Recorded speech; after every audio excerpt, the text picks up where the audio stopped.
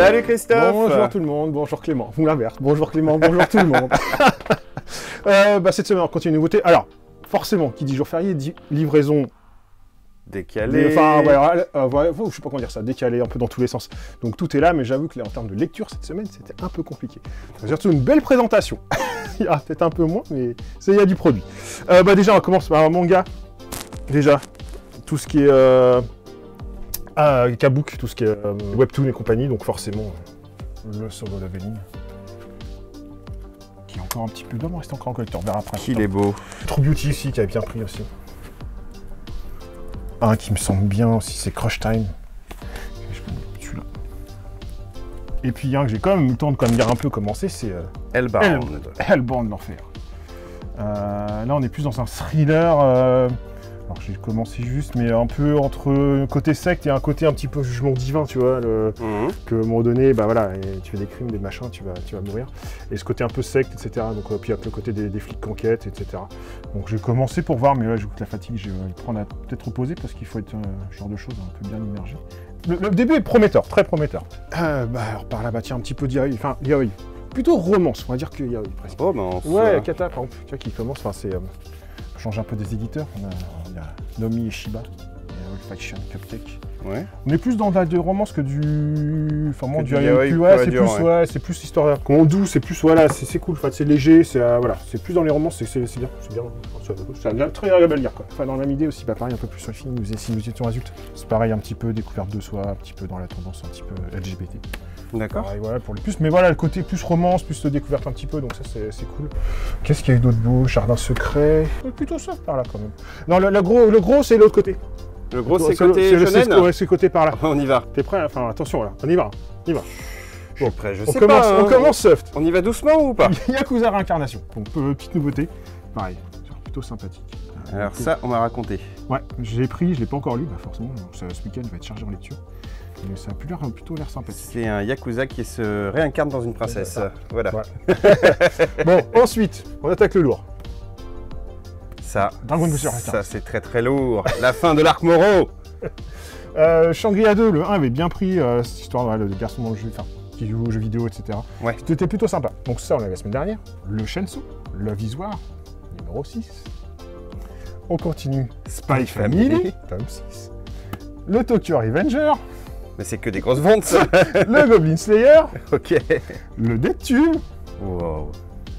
Et le Search and Destroy. Ça, c'était sympa. Je sais pas si on avait parlé une fois en vidéo. Je pense pas, tu peux en parler vite fait. Ouais. Sur celui-là, il était sympa.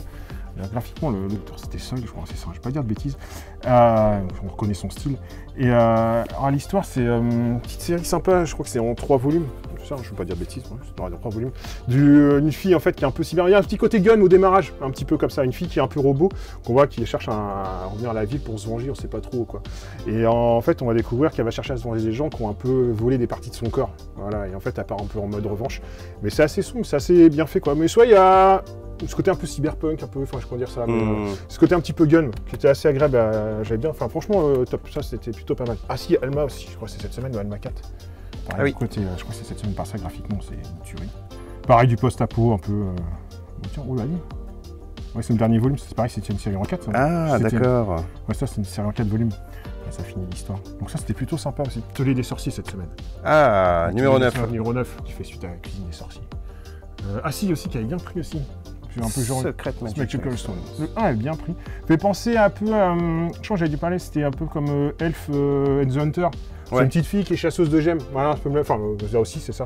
Donc, ça, voilà, dans le même public, tout public assez familial, enfin, toute jeune fille. C'est Magical Girls, quoi. Non, plutôt Heroic Fantasy avec un côté un peu aventure, mais tu vois, tout public. C'est vraiment, comme Elf Hunter ou ce côté, c'est différent d'Atelier des sorciers, mais en termes de public, toi, tu peux même style. Ça ratisse plus large, quoi. Ça, c'est sympa à lire. Ah si, Otaku aussi, tu vois. Cette semaine, c'est chargé, quoi. Ah, le Parasite aussi, voilà. Vas-y. La suite, Kiseiju. Ouais, il y en a plein d'autres, mais ouais, on n'a pas le temps de faire Kimono Incident, Bakemono Gari. Je crois que c'est une grosse semaine manga. Ouais, grosse semaine. Depuis 15 jours, c'était de la BD, là, c'était manga. On en loupe peut-être, d'ailleurs, je vais prendre un plan de coupe parce que là... Je vais prendre un gros plan comme ça, histoire de... Si on en a oublié, n'hésitez pas à nous le dire dans les commentaires. Bon, forcément, vendredi, férié, etc. Enfin, genre, on les a posés il y a 10 minutes, 20 minutes avant la vidéo, hein, quand même. Tiens, préciser quand même, je fais mon travail de lecture, mais quand même, je ne peux pas faire plus. Donc, des villes et des femmes. Encore une petite. Dans l'univers de Largo Winch. À découvrir un peu, sur ça, il va difficile d'en parler vu qu'on vient de le poser. Après, le petit Largo Winch de Noël. Le Torgal. Le Torgal de Noël. Hein, pareil, à un moment donné. Un jour, il y aura peut-être une fois, peut-être. Ça, je sais pas. Alors, Terre, ça, par contre, ça, ouais. Ça, qui connaissent pas, ça, j'avais adoré. Alors, ça, c'est le deuxième cycle. Alors, c'est difficile de parler du deuxième cycle sans spoiler trop l'histoire. D'accord. Mais j'avais adoré le premier cycle. L'idée, c'est un gars qui se réveille. Alors, j'ai eu un petit moment, j'espère pas dire de bêtises en résumé, mais l'histoire, le gars qui se réveille dans un scaphandre, en fait, il se réveille sur une planète, si tu veux, et en fin de compte, il se réveille et puis il rencontre des autochtones, un peu. Un peu comme genre pas planète des singes, mais tu vois, qui sont un peu en dessous, quoi. Voilà. Et il va avancer, et en fin de compte, il va avancer dans l'histoire et il voit un moment, il y a un gros mur avec marqué Terre, TER. Donc on se dit, tiens, il est peut-être revenu sur la Terre après un voyage, etc. Il s'est cryogéné. Et en fait, on va avancer dans l'histoire. Et ce que j'adore à un moment donné, c'est que la fin du tome 1, l'auteur, il fait un gros twist, en fait, si tu veux, entre. En fait, on démarche, tu as un peu la position du héros, en fait, un peu supérieur à tous ces gens-là. Et en fin de compte, en fait, il se passe l'histoire, c'est qu'à un moment donné, en fait, l'homme, dans le truc, devient une cacahuète dans le système, si tu veux. Et en fait, tout ce qu'il pensait, voilà, est chamboulé.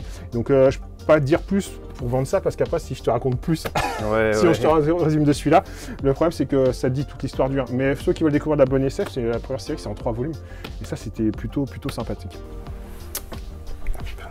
Encore un pari. Encore, j'ai des cycles qui sont là depuis des années, qui sont toujours là. Encore un triangle secret. Voilà, pour une nouvelle saison. Tiens, parlons de Convar, encore un Convar. Enfin, monsieur Sénard, tiens. Un autre. Ouais, on vient de le poser aussi. Donc, je pense que ça doit être un petit côté, le même public que Triangle secret, je pense, ce côté un peu thriller légèrement, policier. Le premier miracle, je dis les noms quand même. Parce que des fois, je me rends compte, j'ai oublié de dire les noms. En fait, c'est bien de parler. Mais en fait, quand tu dis pas le nom des BD, c'est. Ah si, je reviens quand même. Enfin ouais, j'avoue que enfin celui-là, c'est comme un truc. Tu le remets en avant. Je le remets en avant parce que je l'ai lu Enfin, j'ai fini de le lire. Mais franchement,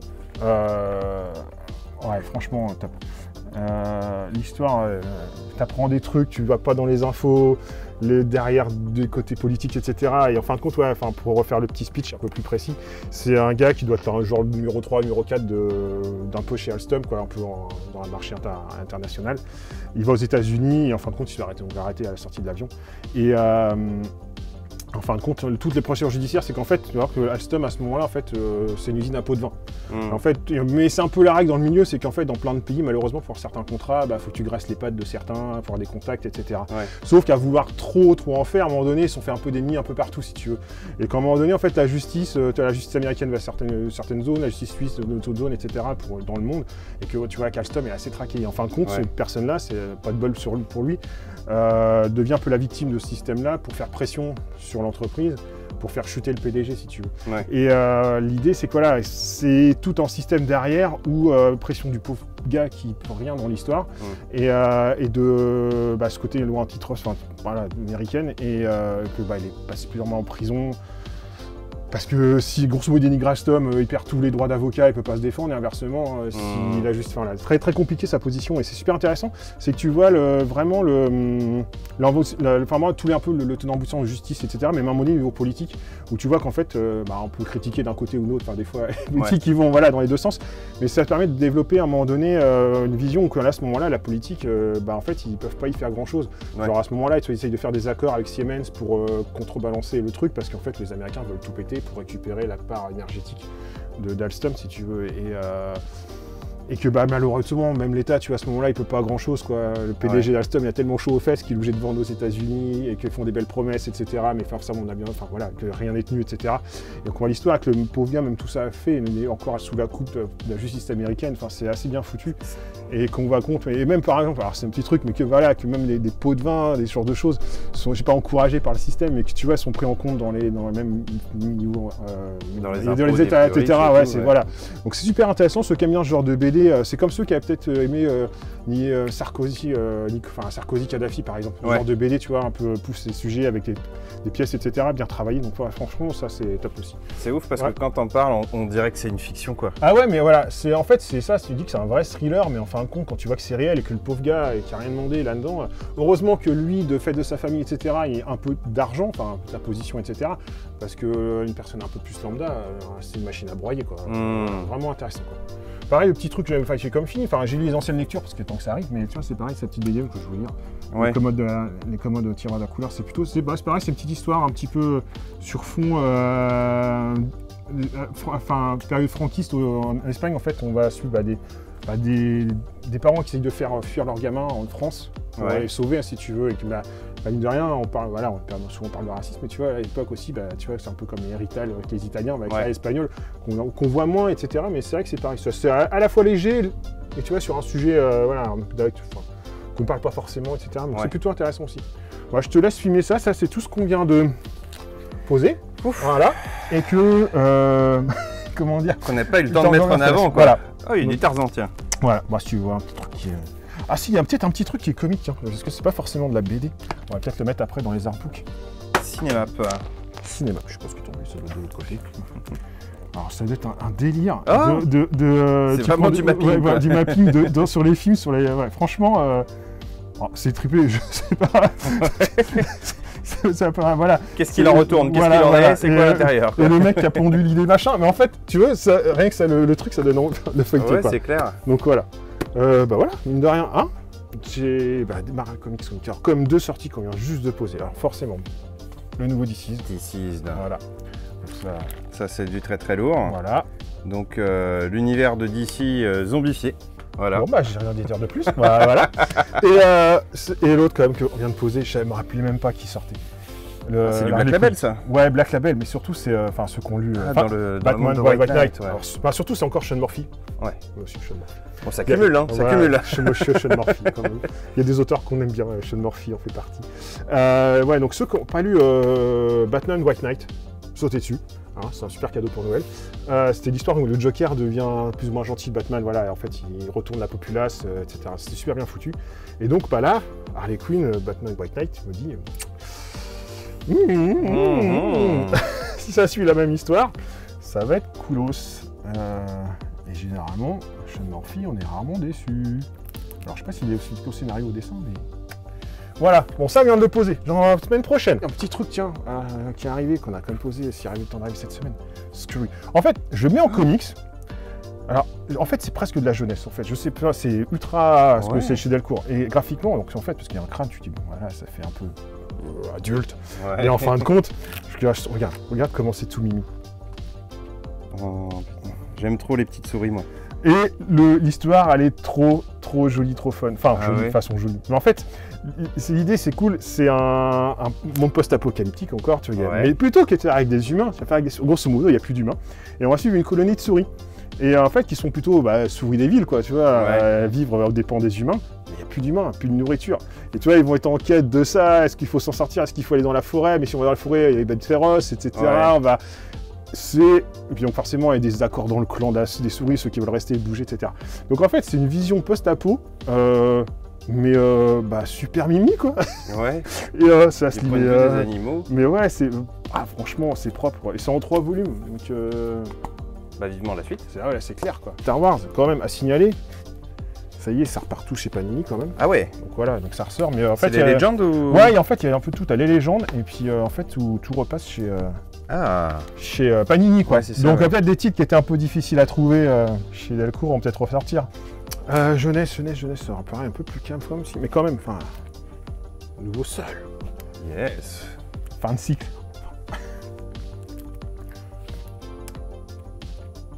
Voilà, les gamins qui survivent sans les adultes.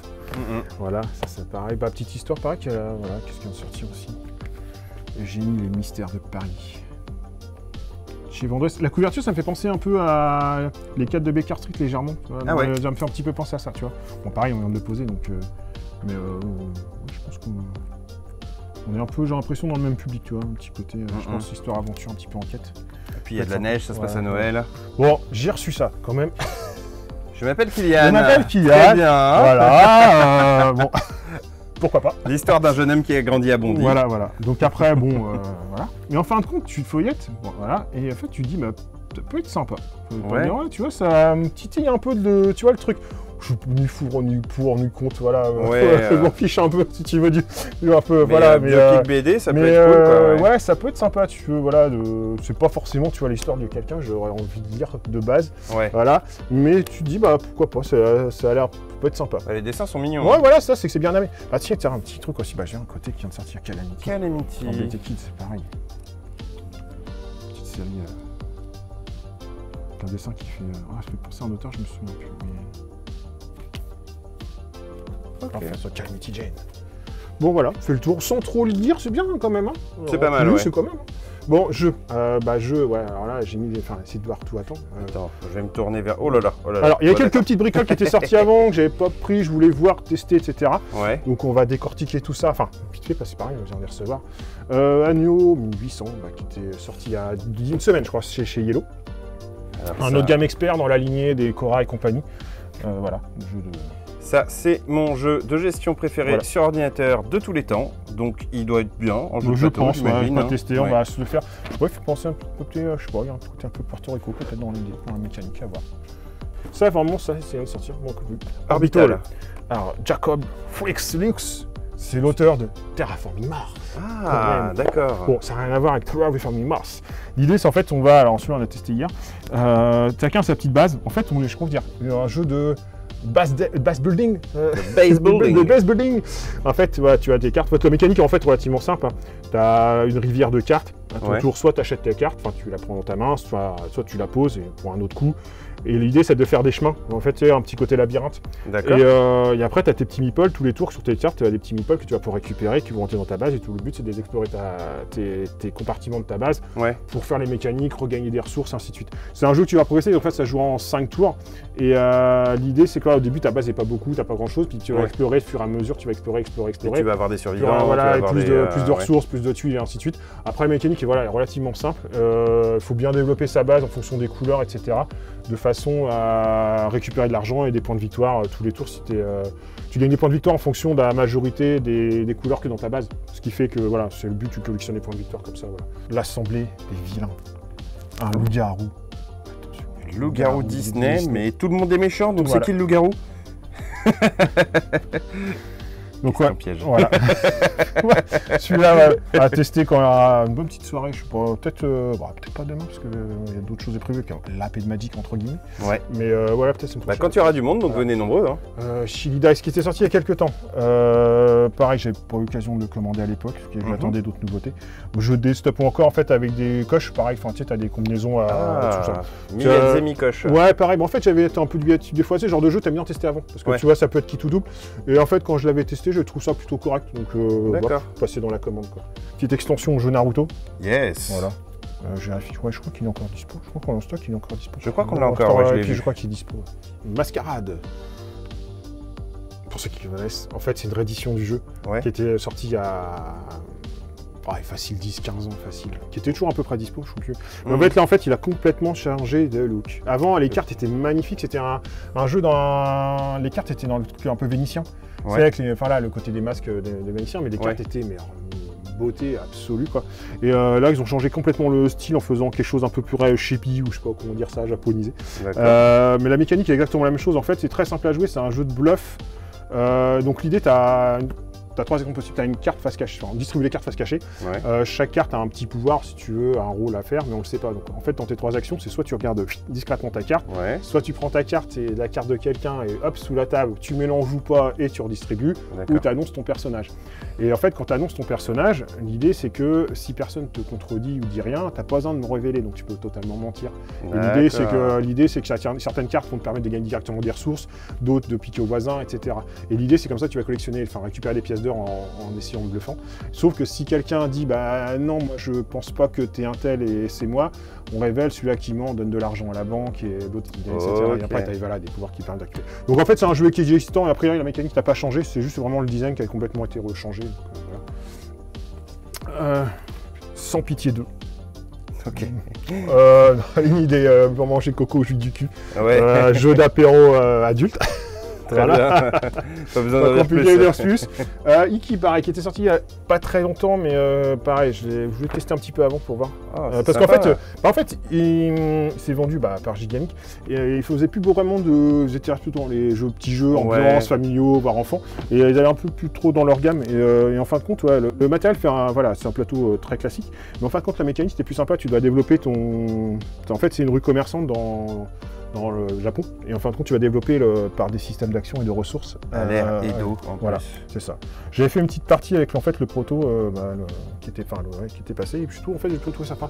Il faut rarement des mauvais jeux Gigamic, de toute façon. Sur les jeux adultes, en fait, ils en font très peu, mais c'est vrai que voilà. Pareil, qui était sorti.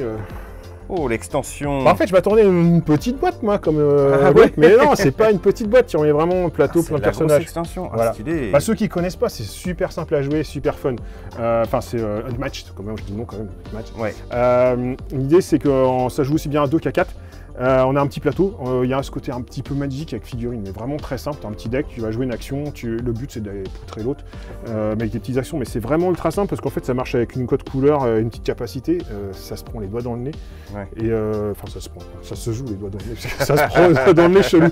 Mais voilà, c'est super fun à jouer si vous voulez un petit jeu, voilà, un petit peu dessus, vraiment fun, c'est plutôt sympathique. Donc là, le premier, c'était dans le monde des contes, et c'est les pouvoirs. Ouais, c'est ça, en fait, pour remettre le truc, c'est qu'aussi, ils prennent tous les thèmes un peu free, tu vois, dans les thèmes, ils piochent à droite à gauche. Hein. Ouais. Tu vas affronter la Méduse version Robin des Bois, si tu veux, mélange avec Bigfoot, enfin... Mais c'est ça qui est cool, quoi. Voilà, tu mélanges tout, ils prennent tout ce qui est gratuit, et on mélange tout ça, et donc... Mais ça marche super bien comme jeu, ça marche super bien. Queen's Gambit. Queen's Gambit. Pour ceux qui ont regardé la série sur Netflix. Alors, en fait, c'est ultra simple à jouer. Voilà. En fait, faut pas savoir jouer aux échecs. Hein. L'idée de celui-là, en fait, on a des dispositions, en fait, les jetons, tu les mets. Et en fait, chacun a une pièce. Et en fait, tu la mets en un point de départ et tu as une petite pioche. Et en fin de compte, sur tes cartes, tu as 4 mouvements des échecs de base. Donc la tour, le fou, le cavalier et la dame. Voilà, la dame quand même. Et donc en fait tu vas piocher 3 cartes, tu vas mettre les faces cachées. En fait l'idée c'est un jeu de programmation d'action. Donc tu vas programmer tes cartes et autour d'eau chacun va révéler une carte et toi tu la remplaces et ainsi de suite. Et donc le but c'est de programmer les zones dès que tu vas quelque part, tu t'arrêtes dès que tu as un jeton, tu récupères le jeton qui marque des points de victoire. Ouais. Et l'idée c'est de couper un peu l'herbe de pied sous l'autre et la partie s'arrête quand il n'y a plus de jetons. C'est vraiment ultra simple.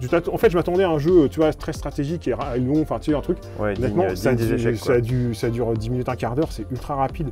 Et moi c'est peut-être un petit défi, c'est tu vois comme les règles sont ultra simples, hein, c'est franchement j'ai bien aimé, mais voilà c'est presque tu dis c'est trop facile, on pourrait faire mieux. Et je me dis le mode fin pourquoi pas, mais ça de réfléchir à profiter au mieux, tu vois, des placements de dessus, enfin des jetons, etc. Peut-être avoir des petites capacités, des petits machins. Tu vois, ça. Il y a peut-être les règles avancées du Noctambule qui vont sortir. On va réfléchir à ça parce que je trouve le jeu est presque en fait sous-exploité quoi en fait. Tu vois, la mécanique de base elle est là, mais tu joues et c'est cool, mais c'est trop facile. Restez à l'affût, Peut-être le premier jeu du Noctambule. On verra. Vienna Connection, dans la lignée de Détective système d'enquête, ok. Alors Détective, c'était le jeu assez costaud où vous jouez des experts. Il fallait des applis, des machins, vous allez sur internet, chercher des trucs, vraiment c'était poussé assez loin. Donc là ils leur sortent une version plus guerre froide et un peu plus, je crois qu'il est moins dépendant de l'appli, je vais dire de bêtises. Ah ouais? Ouais.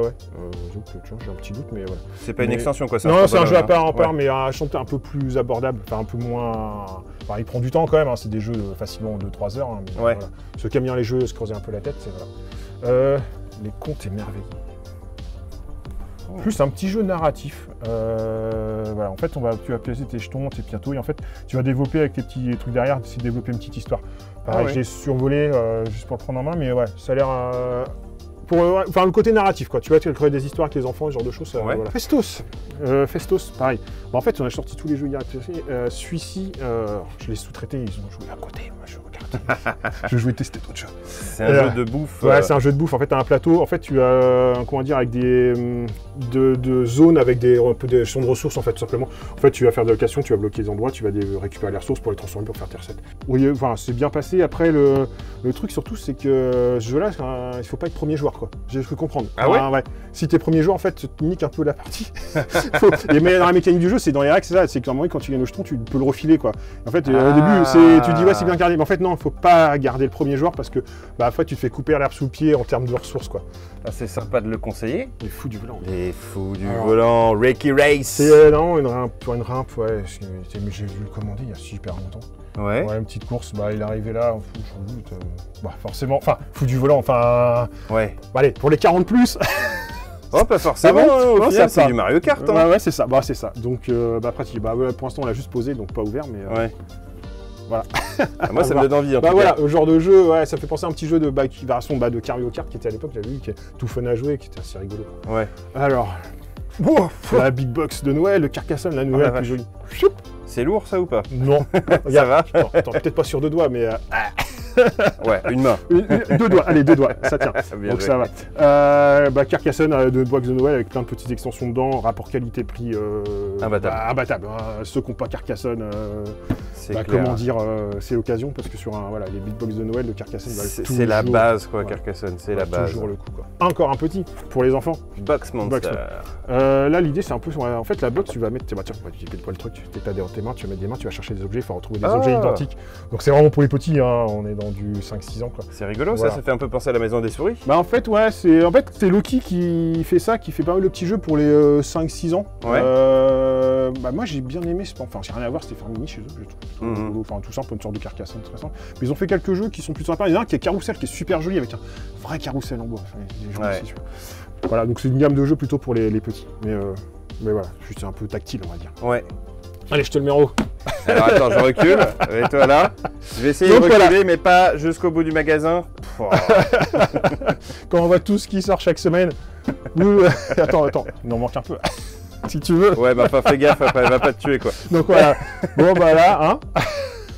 Donc voilà, tout ça, c'est. On va y jouer. C'est une semaine, voilà. Il y en a d'autres qui doivent encore arriver. Soyez un peu patient pour les reviews, quoi. Ouais, surtout, ouais, c'est. Ouais. Puis bah, qui dit jeu, dit quand même encore. Attention.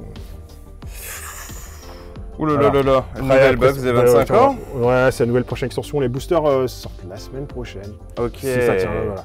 Donc pour l'instant, il y a ça. Et j'ai reçu un tout petit peu de rasseur de tri-booster, mais là, il y a quasiment rien. Les coffrets, c'est pareil. Malheureusement, ils sont tous déjà vendus. Ouais. C'est le dernier pour la démo. Dépêcher, quoi. Ouais, celui-là, le client attend impatiemment qu'on ferme la vidéo pour récupérer sa boîte en fait. Qui dit ça aussi, c'est la sortie de Magic, la nouvelle deuxième extension. partie. Donc ce week-end, c'est que l'avant-première. Voilà. Les noces écarlates. Première tout le week-end, hein, ce soir, on va préciser comme vendredi soir, samedi soir et dimanche après-midi. Bon, les infos sont sur la page Facebook ou voilà, on passe un petit coup de téléphone au magasin. Pour info, on a un joueur qui est passé faire des ouvertures tout à l'heure. Et il y a des grosses cartes. Hein. Il y a des grosses cartes, c'est bon apparemment, c'est une bonne extension. Donc voilà, validé par la communauté. On fait le tour? Non, ouais, jeu de rôle, voilà, c'est ça. Parce qu'il y a quand même un gros truc en jeu de rôle. Quand même, certains ça va parler. Bitume. Impression de bitume qui existe depuis longtemps. Sur ce, en fait, grosso modo, une sorte de Mad Max. Hein, ouais. Un peu barré, facile à jouer. Donc ça c'est top, ça. Voilà. L'univers, il est cool. J'ai ça aussi qui est arrivé, le château de Frankenstein. Enfin, c'est du Jules Verne un petit peu, voilà. Ouais. C'est voilà, on est en film, on peut pas l'ouvrir. Donc il y a ça.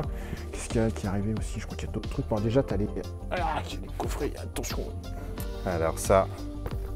C'est plus du. Alors, entre le livre du héros et du jeu de rôle, voilà. C'est ça, c'est un jeu de rôle qu'on peut faire tout seul, voilà. En fait.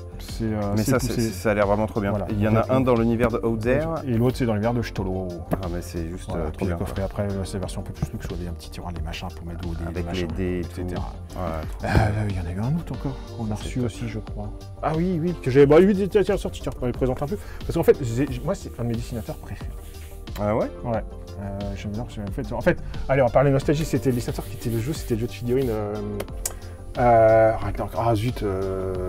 Ah bah j'ai un trou de mémoire, tu vois. Donc en fait, les Heroic Fantasy. Oh, j'avoue que c'est méchant. Voilà. Bon, il n'est pas forcément sorti récemment, mais voilà, j'ai pas encore eu l'occasion de le prendre. Voilà. Ah bah je le retrouverai. Ça me perturbe, je mettrai dans le lien le jeu. Normalement, à ce moment-là, vous avez le texte qui s'affiche sur la vidéo. Voilà, sachez-le. Ah, je suis déçu de moi, je suis déçu de moi. C'est pas grave. On a fait le tour, mais Toi, c'est pas mal, hein. Ouais, je sais pas s'il y a des petites bricoles par là, allez, histoire de faire, allez, peut-être. Hommage à Witcher. Encore. Ouais, bah, Let's go. Voilà, c'est plus pour les fans. On va s'arrêter là parce qu'après la vidéo va faire 3 heures. Ouais. Hein?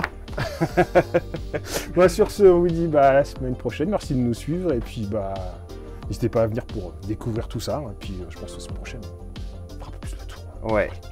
Et puis si vous voulez faire les cadeaux de Noël, c'est maintenant. Il faut commencer tout de suite parce que. Bon, je pense qu'on fera un rappel dans la prochaine vidéo au démarrage, mais ouais, ça commence à être compliqué pour Noël, donc traînez pas trop si vous avez des choses qui vous intéressent. Les stocks, certains fondent assez vite. C'est ça. Bon, allez, à la prochaine. À la prochaine tout le monde, salut.